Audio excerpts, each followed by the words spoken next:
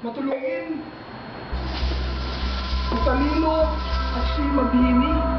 Silang lahat, binabuhay niyo ng hari ng Anino dahil sa kanyang inggit sa kayamanan ng kanilang ama.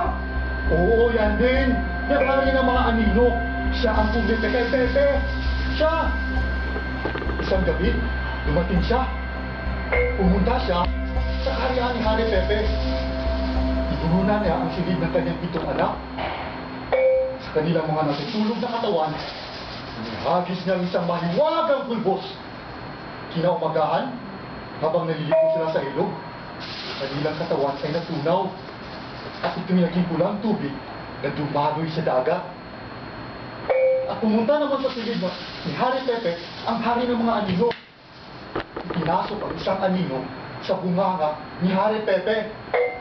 At nang malaman ni Hari Pepe na namatay ang kanyang 7 anak, siya ay naging Pepe! Ah! At namuno sa kanyang katawan ang hari ng mga Anino.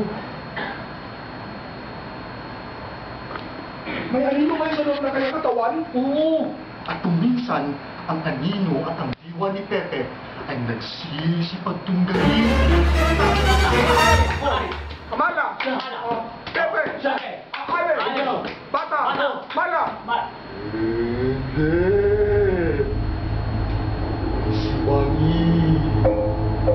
Si Bangi! Si Bangi! Si Bangi! Si Bangi!